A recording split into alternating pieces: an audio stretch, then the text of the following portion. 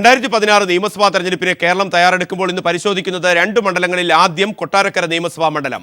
2011 കൊട്ടാരക്കര നിയമസഭാ മണ്ഡലത്തിൽ പോൾ ചെയ്ത വോട്ട് 1,37,437. പോളിംഗ് ശതമാനം 74.86. 74.86% പേർ വോട്ട് രേഖപ്പെടുത്തിയ 2011 കൊട്ടാരക്കര നിയമസഭാ മണ്ഡലത്തിൽ നിന്നും വിജയിച്ചത് ഐഷ പോറ്റിയാണ്. CPIM vote 74,069. ഭൂരിപക്ഷം 20,592 വോട്ടും. ഐഷ പോറ്റിയെ കൂടാതെ 2011 കൊട്ടാരക്കര നിയമസഭാ മണ്ഡലത്തിൽ മത്സരിച്ച പ്രമുഖരെ കണക്കാക്കുകയാണെങ്കിൽ NN മുരളി 53,477.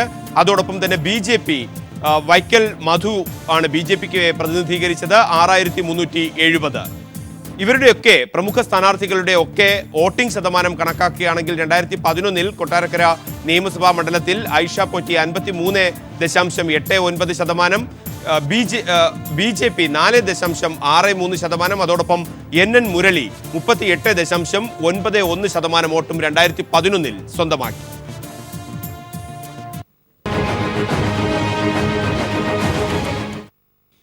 2011 കണക്കുകളിൽ നിന്ന് 2016 കണക്കുകൂട്ടലുകളിലേക്ക് മുന്നണികൾ കൊട്ടാരക്കര നിയമസഭാ മണ്ഡലത്തിൽ എത്തുമ്പോൾ കൊട്ടാരക്കര നിയമസഭാ മണ്ഡലത്തിൽ നിന്നും രാജ്കുമാർ. ബാലകൃഷ്ണ പിള്ളയിലൂടെയാണ് UDF കൊട്ടാരക്കരയെ ഉരുക്കുകോട്ടയാക്കി നിലനിർത്തിയിരുന്നത്. കഴിഞ്ഞ 2 പതിറ്റാണ്ടായി CPIM ഐഷ പോറ്റിയിലൂടെ ചെങ്കുടി പാറിച്ചു. ഗ്രാമമായിരുന്ന കൊട്ടാരക്കരയെ നഗരമാക്കി മാറ്റിയതും ഭൗതികമായും രാഷ്ട്രീയമായും കൊട്ടാരക്കരയെ വികസിപ്പിക്കാനും ഐഷ പോറ്റിക്കായി. അതേസമയം കൊട്ടാരക്കരയിൽ യാതൊരു വികസനവും എത്തിച്ചില്ല എന്നുള്ളതാണ് കോൺഗ്രസിന്റെ ആരോപണം. വികസനത്തിന്റെ ആരോപണ പ്രത്യാരോപണങ്ങൾക്ക് ഒപ്പം തന്നെ അവകാശവാദവും അതത് സഭകളുടെ നിയമസഭാ മണ്ഡലങ്ങളുടെ ഒക്കെ പ്രത്യേകതയാണ്. കൊട്ടാരക്കര എന്ന് കേൾക്കുമ്പോൾ, കൊട്ടാരക്കര നിയമസഭാ മണ്ഡലം എന്ന് കേൾക്കുമ്പോൾ രാഷ്ട്രീയ പ്രാധാന്യം ഏറെയാണ്. ആ പ്രാധാന്യത്തോടൊപ്പം തന്നെയാണ് കൊട്ടാരക്കര നിയമസഭാ മണ്ഡലത്തിന്റെ വികസന കാര്യങ്ങൾ. കൊട്ടാരക്കര നഗരസഭയും മൈലം, കുളക്കട, നെടുവത്തൂർ, എഴുകോൺ, കരിപ്ര, വെളിയം, ഉമ്മന്നൂർ പഞ്ചായത്തുകൾ ഉൾപ്പെടുന്ന മണ്ഡലത്തിൽ 1,70,000 വോട്ടർമാരുണ്ട്. കഴിഞ്ഞ 2 നിയമസഭാ തെരഞ്ഞെടുപ്പുകളിലും ഒടുവിൽ നടന്ന തദ്ദേശ തെരഞ്ഞെടുപ്പിലും വോട്ടർമാരുടെ പിന്തുണ നേടാനായതോടെ മണ്ഡലം പൂർണ്ണമായും ഇടതുകോട്ടയാക്കി നിലനിർത്താൻ ഐഷ പോറ്റിക്കായി. ഇത് രാഷ്ട്രീയ നേട്ടമാണെങ്കിൽ വികസന പദ്ധതികളിലും മണ്ഡലത്തെ അവർ ശ്രദ്ധേയമാക്കി. 4 ജില്ലകൾക്കായുള്ള പട്ടികജാതി പട്ടികവർഗ പ്രത്യേക കോടതി കൊട്ടാരക്കരയിൽ സ്ഥാപിച്ചു. ടേക്ക് എ ബ്രീത്ത് എന്ന വിശ്രമ കേന്ദ്രം, പുതിയ 2 സബ് രജിസ്ട്രാർ മന്ദിരങ്ങൾ, മീൻപിടിപ്പാറ ടൂറിസം പദ്ധതി, കൊട്ടാരക്കര തമ്പുരാൻ മ്യൂസിയം നവീകരണം, IHRD എഞ്ചിനീയറിംഗ് കോളേജിന് പുതിയ കെട്ടിടം, താലൂക്ക് ആശുപത്രിക്ക് ട്രോമാ കെയർ യൂണിറ്റോടുകൂടിയ ബഹുനില മന്ദിരം, പുലമൺതോട് നവീകരണം, പ്ലാക്കോട് കോളനി നവീകരണ പദ്ധതി, പിന്നെ റോഡ്, പാലം, വൈദ്യുതി പദ്ധതികൾ, സ്കൂൾ കെട്ടിടങ്ങൾ, പദ്ധതികൾ ഇങ്ങനെ നീളുന്നു. എന്നാൽ സിവിൽ സ്റ്റേഷൻ നിർമ്മാണം പൂർത്തിയാക്കാൻ സർക്കാർ വേണ്ടത്ര സഹായം ചെയ്യാത്തത് ഒരു കുറവ് തന്നെയാണെന്നും ഇതേ സ്ഥിതിയാണ് ഗതാഗതക്കുരുക്ക് പരിഹരിക്കാനുള്ള പദ്ധതിയോടുള്ള സർക്കാർ സമീപനമെന്നും ഐഷ പോറ്റി MLA ചൂണ്ടിക്കാട്ടി. കൊട്ടാരക്കരയിൽ തന്നെ ഒരുപാട് പ്രശ്നങ്ങൾ കൂടി സോൾവ് ചെയ്യാനായിട്ടുണ്ട്. അതിന്റെ പ്രാഥമിക ഘട്ടം കടന്നു. ഇവിടെ ഏറ്റവും വലിയ പ്രശ്നമാണ് ഈ ടൗൺ NH MC റോഡ് സന്ധിക്കുന്നിടത്ത് ഒരു റിംഗ് റോഡ് ഉണ്ടായാൽ മാത്രമേ പറ്റൂ. അപ്പോൾ അതിന് വളരെ കഠിനമായി പ്രയത്നിച്ച് 24 ലക്ഷം രൂപ അനുവദിച്ചു. അതിന്റെ സർവേ നടന്നു, പൂർത്തീകരിച്ചു വരുന്നുണ്ട്. ഇപ്പോൾ അടുത്ത ആഴ്ച റിപ്പോർട്ട് കൊടുക്കും. പക്ഷേ അതിൻ്റെ ബഡ്ജറ്റിൽ പ്രൊവിഷൻ കിട്ടി അത് യാഥാർത്ഥ്യമാക്കാൻ ഒരു വലിയ ജോലി കിടക്കുന്നുണ്ട്. എങ്കിലേ ഈ ടൗണിൻ്റെ പ്രശ്നങ്ങൾ കുറേ മാറുകയുള്ളൂ. പിന്നെയുള്ളതെന്ന് വെച്ചാൽ ഒരു സിവിൽ സ്റ്റേഷൻ പണി നടക്കുന്നുണ്ട്. അത് ഒരു 85% തീർന്നു. പക്ഷേ അത് അങ്ങനെ നിലച്ച് നിൽക്കുക. ആ കോൺട്രാക്ടർ കേസ് കൊടുത്തു, ഗവൺമെൻറ് പൈസ കൊടുക്കാതെ കുറച്ച് നാൾ ഡിലേ ആയി. ഇങ്ങനെ 2-3 വലിയ പ്രശ്നങ്ങൾ നമ്മുടെ മുമ്പിലുണ്ട്. എങ്കിലും നിലവിലുള്ള ചുരുങ്ങിയ സാഹചര്യങ്ങൾ ഉപയോഗിച്ചുകൊണ്ട് ടൂറിസം മേഖലയിലായാലും വിദ്യാഭ്യാസ മേഖലയിലായാലും അതുപോലെ മറ്റുള്ള എല്ലാ വാട്ടർ അതോറിറ്റിക്ക് ഒരു എക്സിക്യൂട്ടീവ് എഞ്ചിനീയർ ഓഫീസ് കൊണ്ടുവരുന്ന അടക്കം MCOM കോഴ്സ് ഇവിടെ കൊണ്ടുവരുന്നതായാലും ബസ്സുകൾ, പൊതുമേഖല, ഗവൺമെൻറ് സ്കൂളുകൾക്ക്, ഹയർ സെക്കൻഡറി സ്കൂളിനും ഒരു ടൗൺ UP സ്കൂളിനും കേരളത്തിൽ ആദ്യമായിട്ട് ആസ്തി വികസന ഫണ്ട് ഉപയോഗിച്ച് വാങ്ങിക്കൊടുക്കാനായിട്ട് സാധിച്ചിട്ടുണ്ട്. ഇങ്ങനെ കുറേയേറെ കാര്യങ്ങൾ, റോഡുകളുടെ വികസനം പരമാവധി സാധ്യമായത്രയും ചെയ്യുന്നുണ്ട്. പക്ഷേ ചുവപ്പ് നാടകൾ അഴിച്ചുകൊണ്ട് വേണം എല്ലാം ചെയ്യാനുള്ള ഒരു പ്രശ്നം നമ്മുടെ മുമ്പിലുണ്ട്. അത് അഴിച്ചഴിച്ചാണ് ഞങ്ങൾ ഓരോന്നും ചെയ്തുകൊണ്ട് വരുന്നത്.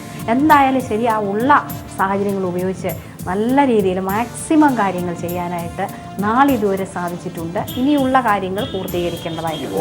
എന്താണെന്ന് വെച്ചാൽ നമ്മൾ കഷ്ടപ്പെട്ട് കൊണ്ടുവരുന്ന എല്ലാ വികസന പ്രവർത്തനങ്ങളും ഇപ്പോഴത്തെ ഭരണക്കാരാണെന്ന് പറഞ്ഞ് രാഷ്ട്രീയമായിട്ട് അതിനെ മാറ്റിയെടുത്ത് ബോർഡ് വെച്ച് ഒക്കെ കൊണ്ടുവന്ന് നമ്മൾ ചെയ്യുന്ന പ്രവൃത്തിയെ വില കുറച്ച് കാണിക്കുന്ന തരത്തിലുള്ള പ്രവണതകൾ എല്ലാ സമയത്തും എല്ലാം ഞങ്ങൾ കൊണ്ട് എന്തുകൊണ്ടാണിത് പണ്ടൊന്നും വരാതിരുന്നതെന്നൊരു ചോദ്യത്തിന് അവർ ഉത്തരം പറയണം.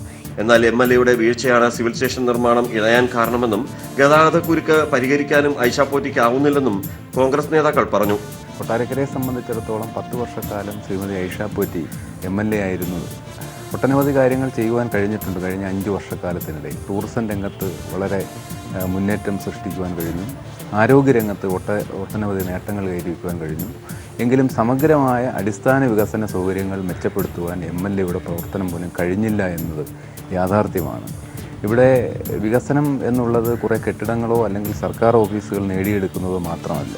ജനങ്ങളുടെ അടിസ്ഥാന പ്രശ്നങ്ങൾ പരിഹരിക്കുവാൻ, തൊഴിലില്ലായ്മ പരിഹരിക്കുവാൻ, കേരളത്തിലെമ്പാടും ഉണ്ടായിട്ടുള്ള പദ്ധതികൾ ഒന്നുപോലും നേടിയെടുക്കുവാൻ കൊട്ടാരക്കരയ്ക്കായിട്ടില്ല. ഒരു പുതിയ വ്യവസായം വന്നിട്ടില്ല, തൊഴിൽ സാധ്യതകൾ കണ്ടെത്തുവാൻ കഴിഞ്ഞിട്ടില്ല. കുണ്ട്ര പോലെയുള്ള പ്രദേശങ്ങളിൽ IT പാർക്കുകൾ വന്നു. കൊല്ലത്ത് മറ്റ് നിരവധി സംരംഭങ്ങൾ നമ്മുടെ ജില്ലകളിലെല്ലാം വന്നു. ടൂറിസം അധിഷ്ഠിതമായ വ്യവസായങ്ങൾ വന്നു. പക്ഷേ അതിലൊന്നുപോലും നമുക്ക് നേടിയെടുക്കുവാൻ കഴിഞ്ഞില്ല എന്നത് വളരെ ദുഃഖകരമായ ഒരു സത്യമായി നിൽക്കുകയാണ്.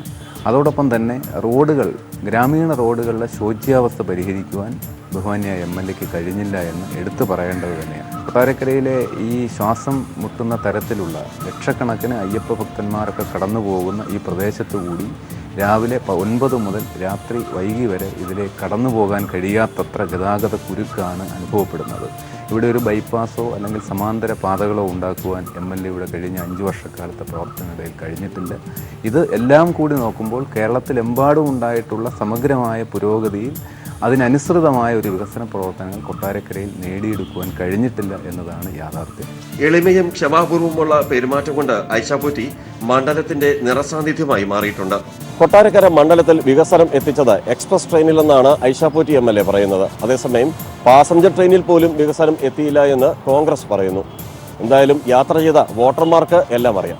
വികസന സ്വപ്നങ്ങളിൽ കൊട്ടാരക്കര മണ്ഡലം അടിയുറച്ച് നിൽക്കുമ്പോൾ അതിൻ്റെ അവകാശവാദം നിലവിലെ MLAയും അതോടൊപ്പം അതിനെ വിമർശിച്ചുകൊണ്ട് എതിർ പാർട്ടികളും ഒക്കെ നിൽക്കുമ്പോൾ തന്നെ കൊട്ടാരക്കര വോട്ടർമാർക്ക് അവരുടേതായ ചില പ്രശ്നങ്ങളുണ്ട്. രാജ്കുമാറിലേക്ക്.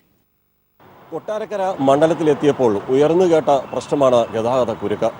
കൊട്ടാരക്കരയ്ക്ക് ബൈപ്പാസ് ഇല്ലാത്തതും റിംഗ് റോഡ് ഇല്ലാത്തതും ഉൾപ്പെടെയുള്ള പ്രശ്നങ്ങളാണ് ഗതാഗത കുരുക്കിന് കാരണമെന്നും വിലയിരുത്തുന്നു. ഇത്തരം ആവശ്യങ്ങൾ എന്തുകൊണ്ട് പരിഹരിക്കപ്പെടുന്നില്ല? ആ ചോദ്യങ്ങളാണ് ഓരോ തെരഞ്ഞെടുപ്പിനെയും ഓരോ മണ്ഡലത്തിലും വോട്ടർമാരെ ചിന്താഗതിയിൽ വ്യത്യസ്തമാക്കുന്നതും. ഇത്തരം പ്രശ്നങ്ങൾ പരിഹരിക്കുക എന്നുള്ളത് തന്നെയാണ് ഏതൊരു പ്രതിനിധിയുടെയും ബാധ്യതയും. സംസ്ഥാന ഹൈവേയായ MC റോഡും കൊല്ലം ചെങ്കോട്ട ദേശീയപാതയും സംഗമിക്കുന്ന പുലമൺ ജംഗ്ഷൻ മുതൽ ചന്തമുക്ക് വരെയുള്ള 3 കിലോമീറ്റർ സഞ്ചരിക്കാൻ കുറഞ്ഞത് 15 മുതൽ 20 മിനിറ്റ് വരെ തിരക്കുള്ള സമയങ്ങളിൽ വേണ്ടിവരും. ദുരിതം വാഹനയാത്രക്കാർക്ക് മാത്രമല്ല, കാൽനട യാത്രക്കാർക്കുമുണ്ട്. നടപ്പാത എന്നൊന്ന് കാണാനേയില്ല. ഉള്ളിടത്ത് വ്യാപാര സ്ഥാപനങ്ങളുടെ അധിനിവേശം. പുലമൺ ജംഗ്ഷന്റെ വികസനമാണ് കീറാമുട്ടിയായി തുടരുന്നത്. ഐലൻഡ് സ്ഥാപിക്കുന്നതിനുള്ള പദ്ധതി MLAയുടെ നേതൃത്വത്തിൽ മറ്റ് ജനപ്രതിനിധികളും ചേർന്ന് സർക്കാരിന് സമർപ്പിച്ചെങ്കിലും നടപ്പാക്കൽ ബഹുദൂരത്താണ്. വിദ്യാർത്ഥികൾ ഉൾപ്പെടെയുള്ള കാൽനട യാത്രക്കാർക്ക് പുലമൺ ജംഗ്ഷൻ മുറിച്ചു കടക്കുക എന്നത് പേടി സ്വപ്നമാണ്. ഞങ്ങളിപ്പം സ്കൂൾ വിട്ട് വരുമ്പോൾ ക്രോസ് ചെയ്യുമ്പം ബസ് ട്രാഫിക് ആയിരിക്കുമ്പം ചുമന്ന സിഗ്നൽ കത്തുവാണെങ്കിൽ ഞങ്ങളിപ്പോൾ ക്രോസ് ചെയ്യുവാണെങ്കിൽ ഈ ബസ് ഡ്രൈവർ ഞങ്ങൾ കാണാൻ പറ്റില്ല. അങ്ങനെയൊക്കെ പകുതി അപകടങ്ങൾ ഉണ്ടാകുന്നത്. സ്കൂളിൽ താമസിച്ചേ ചെല്ലാൻ പറ്റത്തുള്ളൂ. ഭയങ്കര പാടാണ്. ഇതുവഴി ക്ലോസ് ചെയ്ത് പോകാൻ തന്നെ ഭയങ്കര പാടാണ്. ട്രാഫിക്കായിട്ട് വണ്ടി കിടക്കുമ്പം സ്കൂളിൽ ചെല്ലുന്നത് താമസിക്കും. ചില വണ്ടി നമ്മൾ ക്ലോസ് ചെയ്യുമ്പോഴത്തേക്ക് തന്നെ നിർത്തിയിട്ടിരിക്കുവാണെങ്കിൽ പോലും ചിലർ എടുത്തിട്ട് വരും. ക്ലോസ് ചെയ്യാൻ ചിലപ്പോൾ ഭയങ്കര പാടായിരിക്കും. രാവിലെ ഞങ്ങൾ സ്കൂളിൽ പോകുമ്പോഴാണ്. ഇവിടേക്ക് തന്നെ ഞങ്ങൾ ഏറ്റവും കൂടുതൽ പോലീസ് നിൽക്കേണ്ട സ്ഥലം എന്ന് വെച്ചാൽ ഈ സ്കൂൾ പിള്ളേർ ക്രോസ് ചെയ്യുന്നതിന് അവിടേക്ക് പോലീസ് നിൽക്കണം. പക്ഷേ ഇവിടെ നിന്ന് അത്ര പോലീസിൻ്റെ പ്രൊട്ടക്റ്റൊന്നും അത്ര ഇല്ല. ഈ ജംഗ്ഷൻ വഴിയാണ് മുഖ്യമന്ത്രി ഉൾപ്പെടെയുള്ള മന്ത്രിമാർ അവരുടെ മണ്ഡലങ്ങളിലേക്ക് പോകുന്നു എന്നതും ശ്രദ്ധേയം. എന്നിട്ടും പരിഹാരമില്ല. അസഹിഷ്ണുതയോടെ കൊട്ടാരക്കര നിവാസികൾ പറയുന്നു. ഈ കുരുക്ക് മറ്റെങ്ങും കാണില്ലെന്ന്. കൊട്ടാരക്കരയിൽ വികസനം എത്തണമെങ്കിൽ തീർച്ചയായും ഗതാഗത കുരുക്കിനും പരിഹാരം വേണം. റാന്നി നിയമസഭാ മണ്ഡലത്തിന്റെ വിശേഷങ്ങളുമായി ബിജേഷ് നടുവിൽ ചേരും. അതിനു മുമ്പ് തന്നെ 2011 റാന്നി നിയമസഭാ മണ്ഡലം എങ്ങനെ പ്രതികരിച്ചിരുന്നു തെരഞ്ഞെടുപ്പിൽ? 2011 റാന്നി നിയമസഭാ മണ്ഡലത്തിൽ പോൾ ചെയ്ത വോട്ട് 1,20,361. പോളിംഗ് ശതമാനം 68.67. ഈ 68.67% പേർ വോട്ട് രേഖപ്പെടുത്തിയ 2011 റാന്നി നിയമസഭാ മണ്ഡലത്തിൽ നിന്നും വിജയിച്ചത് CPIM-ന്റെ രാജു എബ്രഹാമാണ്. രാജു എബ്രഹാം സ്വന്തമാക്കിയ വോട്ട് 58,391. 6,614 വോട്ടായിരുന്നു രാജു എബ്രഹാമിന്റെ 2011 ഭൂരിപക്ഷം. രാജു എബ്രഹാമിനെ കൂടാതെ 2011 റാന്നി നിയമസഭാ മണ്ഡലത്തിലെ മത്സരിച്ച പ്രമുഖരെ കണക്കാക്കുകയാണെങ്കിൽ ഫിലിപ്പോസ് തോമസ്, അദ്ദേഹത്തിന്റെ വോട്ട് 51,777. BJP 7,442 വോട്ടുകൾ അന്ന് നേടിയിരുന്നു. SDPIയും 1,300 വോട്ട് 2011 സ്വന്തമാക്കി. ഈ പ്രമുഖരുടെയൊക്കെ വോട്ടിംഗ് ശതമാനം 2011 റാന്നി നിയമസഭാ മണ്ഡലത്തിൽ കണക്കാക്കിയാൽ Raju Abraham 48.51%, Philipose Thomas 43.02%, BJP 6.18%, SDPI 1% വോട്ടും 2011 റാന്നി നിയമസഭാ മണ്ഡലത്തിൽ നിന്നും സ്വന്തമാക്കി.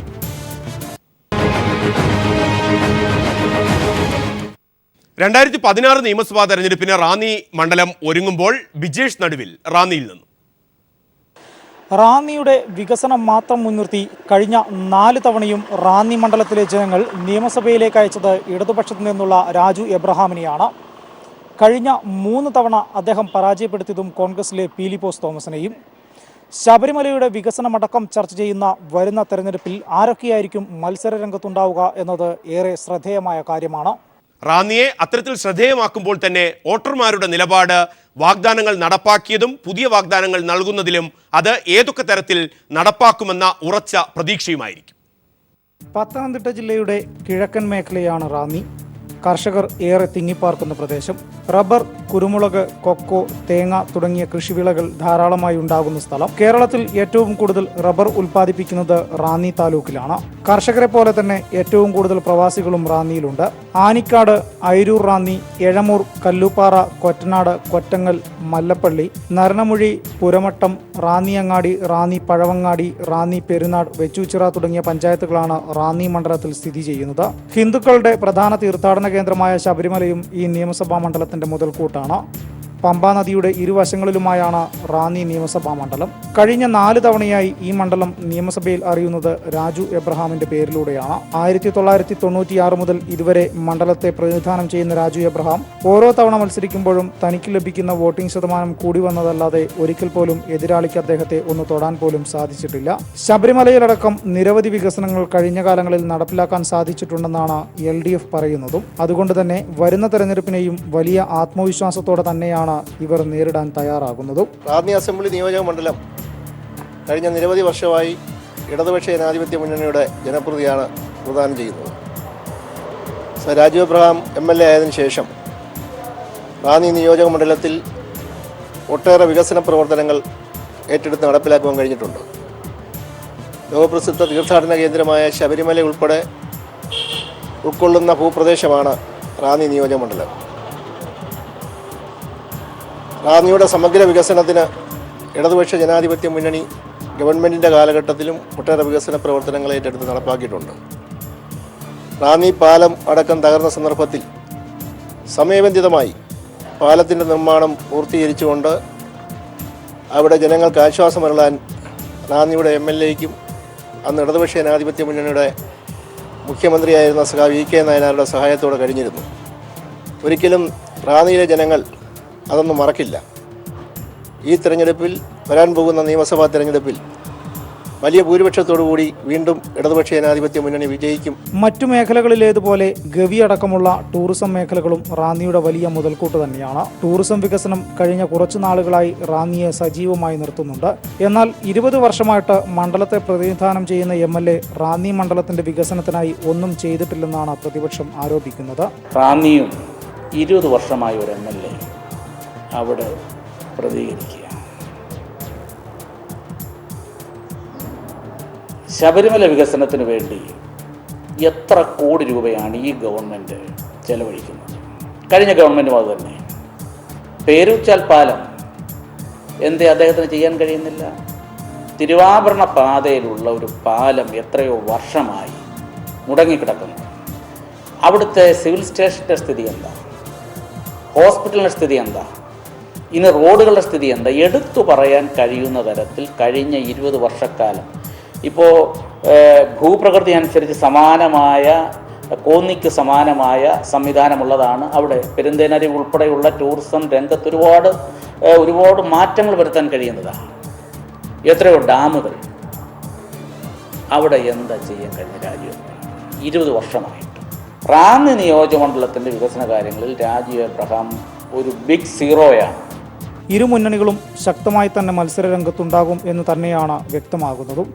ഇതിനിടയിൽ BJPയും വരും. റാന്നി മണ്ഡലത്തിൽ വലിയ വോട്ട് ബാങ്കൊന്നും BJPക്കില്ലെങ്കിലും മത്സരത്തിൽ കളം നിറഞ്ഞു കളിക്കാൻ തന്നെയാണ് അവരുടെയും തീരുമാനം. വാശിയേറിയ മത്സരങ്ങൾ തന്നെയാണ് എല്ലാ കാലഘട്ടത്തിലും റാന്നി മണ്ഡലത്തിൽ ഉണ്ടായിട്ടുള്ളത്. എന്നാൽ കഴിഞ്ഞ 4 തവണ ഈ മത്സരമെല്ലാം തന്നെ ഇടതുപക്ഷത്തിന് അനുകൂലമായിരുന്നു. വരുന്ന തെരഞ്ഞെടുപ്പിലും ശക്തമായ ഒരു മത്സരത്തിന് കച്ചകെട്ടി തന്നെ വളരെ നേരത്തെ തന്നെ സ്ഥാനാർത്ഥിയെ പ്രഖ്യാപിച്ച് മത്സര രംഗത്തുണ്ടാവാനാണ് UDF തീരുമാനിച്ചിരിക്കുന്നത്. എന്നാൽ രാജു എബ്രഹാം തന്നെയാണ് ഇടതുപക്ഷത്തിന് വേണ്ടി കളത്തിലിറങ്ങുന്നതെങ്കിൽ വികസനം മാത്രം ചർച്ച ചെയ്ത് വിജയം നേടാമെന്നാണ് ഇടതുപക്ഷവും കരുതുന്നത്. ജയിക്കാനാവില്ലെങ്കിലും ശക്തമായ ഒരു മത്സരത്തിന് ഞങ്ങളും തയ്യാർ എന്ന് പറഞ്ഞുകൊണ്ട് BJPയും മത്സര രംഗത്തുണ്ടാകും. കാത്തിരിക്കാം നമുക്ക് റാന്നി മണ്ഡലത്തിലെ ഒരു മത്സര ചൂടുകാലത്തേക്ക്. നിലവിലെ വികസന സ്വപ്നങ്ങളും അവകാശവാദങ്ങളും അതിനെ ഖണ്ഡിക്കുന്ന തരത്തിലുള്ള പ്രസ്താവനകളുമായി റാന്നി നിയമസഭാ മണ്ഡലത്തിൽ മുന്നണികൾ മത്സരിക്കുമ്പോൾ 2016 തീവ്രമായ പോരാട്ടത്തിന് തന്നെ വേദിയാകും. ആ ഒരു അവസ്ഥയിൽ തന്നെയാണ് റാന്നിയുടെ പോയകാല ചിത്രം പരിശോധിക്കേണ്ടതും. വീണ്ടും ബിജേഷിലേക്ക്. റാന്നി മണ്ഡലത്തിൻ്റെ ചരിത്ര പശ്ചാത്തലം മനസ്സിലാക്കി മാത്രമേ നമുക്ക് റാന്നി മണ്ഡലത്തെ വിലയിരുത്താൻ സാധിക്കുകയുള്ളൂ. കഴിഞ്ഞ 20 വർഷക്കാലമായിട്ട് രാജു എബ്രഹാം ഇടതുപക്ഷത്തിൻ്റെ MLA ആയിട്ട് റാന്നിയെ പ്രതിനിധാനം ചെയ്യുന്നുണ്ട് എങ്കിലും 5 തവണ മാത്രമാണ് റാന്നി മണ്ഡലത്തിൽ ഇടതുപക്ഷത്തിന് ജയിച്ചു കയറാൻ സാധിച്ചിട്ടുള്ളത്. വരും തെരഞ്ഞെടുപ്പിലും റാന്നി മണ്ഡലത്തിൽ ഇടതുപക്ഷത്തിൻ്റെ സാരഥിയായിട്ട് രാജു എബ്രഹാം തന്നെയാണ് മത്സരിക്കുന്നതെങ്കിൽ ആരെ നിർത്തി ഇതിനെ പ്രതിരോധിക്കും എന്ന ഒരു ശ്രമവും അതിനുള്ള ഒരു പരിശ്രമവും തന്നെയാണ് UDFൻ്റെ ഭാഗത്തു നിന്ന് ഉണ്ടാകാൻ പോകുന്നതും. ഈ രാഷ്ട്രീയ ചരിത്രം, ആ രാഷ്ട്രീയ ചരിത്രഗതി വരും നാളുകളിൽ റാന്നി നിയമസഭാ മണ്ഡലത്തിൽ എങ്ങനെ പ്രതിഫലിക്കും? അതുതന്നെയാണ് 2016 തെരഞ്ഞെടുപ്പിൽ റാന്നിയെ വ്യത്യസ്തമാക്കുന്നതും പ്രത്യേകതയുള്ളതാക്കുന്നതും. കേരള നിയമസഭയിലേക്ക് തെരഞ്ഞെടുപ്പ് നടന്ന അതേ 1957 റാന്നി മണ്ഡലത്തിലും തെരഞ്ഞെടുപ്പ് നടന്നത്. ആദ്യ തെരഞ്ഞെടുപ്പിൽ ഇന്ത്യൻ നാഷണൽ കോൺഗ്രസിലെ ഇടിക്കുളയ്ക്കായിരുന്നു ജയം. പരാജയപ്പെട്ടത് സ്വതന്ത്ര സ്ഥാനാർത്ഥിയായി മത്സരിച്ച തോമസ് മാത്യുവും. 2500-ൽ പരം വോട്ടുകൾക്കായിരുന്നു ആദ്യ വിജയം കോൺഗ്രസ് കൊണ്ടുപോയത്.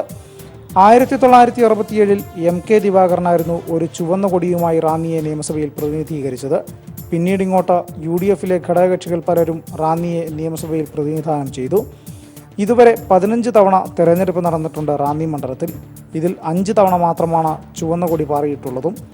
പാർലമെന്ററി രംഗത്ത് യാതൊരു പരിചയവുമില്ലാത്തയാളായ രാജു എബ്രഹാമിനെ സാധാരണ ജനങ്ങളുടെ പ്രതിനിധിയായിരുന്നു 1996-ൽ CPM കളത്തിലിറക്കിയത്. അത് ഇടതുപക്ഷത്തിന് വലിയ ഗുണം ചെയ്തു. പിന്നീട് ഇങ്ങോട്ട് 20 വർഷം 4 തവണകളിലായി നിയമസഭയിൽ രാജു എബ്രഹാമിൻ്റെ ശബ്ദം റാന്നിയുടെ ശബ്ദം കൂടിയായി. കർഷകരും പ്രവാസികളുമുള്ള റാന്നി മണ്ഡലത്തിൽ ഇവരുടെ നേട്ടത്തിനായി അദ്ദേഹം പ്രവർത്തിച്ചു. അത് വരും തെരഞ്ഞെടുപ്പിലും ഇടതുപക്ഷത്തിന് ഗുണം ചെയ്യുമെന്നാണ് ഇടതുപാളയത്തിൻ്റെ പ്രതീക്ഷ. റബ്ബർ തന്നെയാണ് അന്നും ഇന്നും റാന്നിയുടെ പ്രധാന വരുമാന സ്രോതസ്. എന്നാൽ ഇന്ന് റബ്ബർ നേരിടുന്ന ഈ വലിയ പ്രതിസന്ധി വരുന്ന തെരഞ്ഞെടുപ്പിൽ പ്രതിഫലിക്കുക തന്നെ ചെയ്യും. കാർഷിക മേഖലയിൽ നേരിടുന്ന വലിയ പ്രതിസന്ധി തരണം ചെയ്യാൻ എല്ലാ രാഷ്ട്രീയ പാർട്ടികളും ഒരുപോലെ പ്രവർത്തിച്ചാൽ മാത്രമേ സാധിക്കുകയുള്ളൂ. രാജു എബ്രഹാം MLA എന്ന നിലയിൽ നടപ്പിലാക്കിയിട്ടുള്ള വികസനവും UDF മന്ത്രിസഭ നടപ്പിലാക്കിയിട്ടുള്ള വികസനവും ഒക്കെ തന്നെയായിരിക്കും വരുന്ന തെരഞ്ഞെടുപ്പിൽ റാന്നി മണ്ഡലത്തിൽ ചർച്ചയാവുക. കാത്തിരിക്കാം നമുക്ക് വരുന്ന തെരഞ്ഞെടുപ്പിലെ മത്സര ചൂടിലേക്ക്. ഓരോ ദിവസവും കേരളത്തിന്റെ തെരഞ്ഞെടുപ്പ് രംഗം വ്യത്യസ്തവും തീവ്രവും സംഘർഷഭരിതവുമാകും. നിയമസഭാ സമ്മേളനം ആരംഭിക്കുന്നതോടെ ഇതിന്റെ തീവ്രത കൂടുകയും ചെയ്യും. നാളത്തെ വിശേഷങ്ങളുമായി വീണ്ടും ഇതേ സമയം.